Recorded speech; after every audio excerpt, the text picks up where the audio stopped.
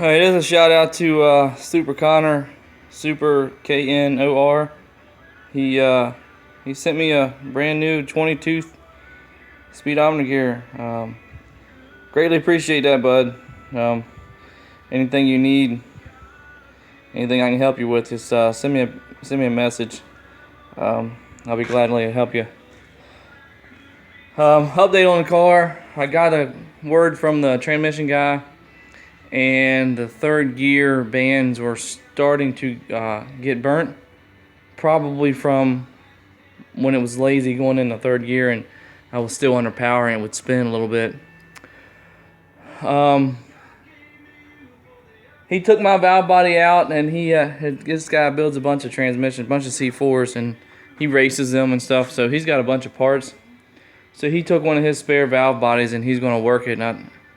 Mine had a shift kit in it before. I don't know if some holes were drilled out, or I don't know. I don't know too much about them. But anyhow, he took one of his valve bodies and he's going to build it to what I needed to do, and rebuild the transmission. And he said, other than that one band being burnt, everything looked to be okay.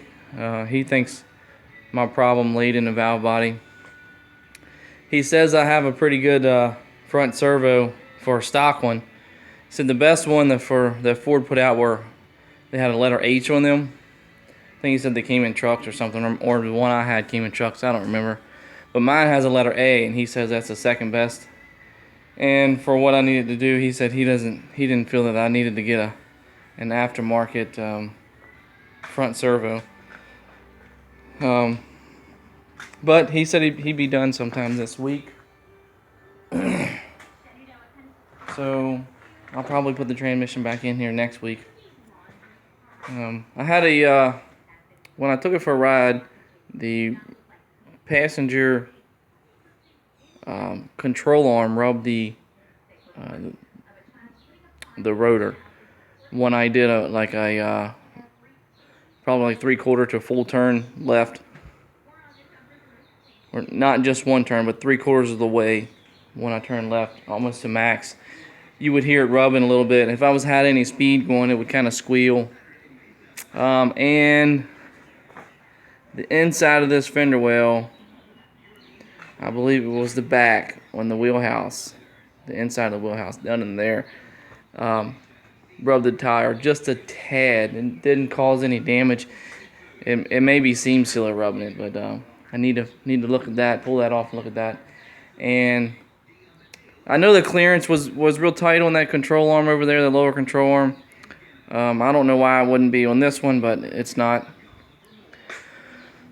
So I gotta figure out those two issues and change my speedometer gear. Again, thanks to SuperKONR. Also, I need a speedometer cable. Let me see if I can see it laying over here. It's still up underneath the car.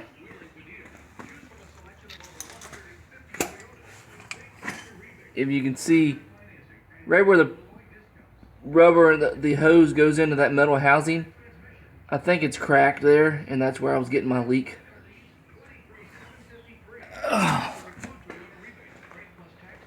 And so I need to get one of those.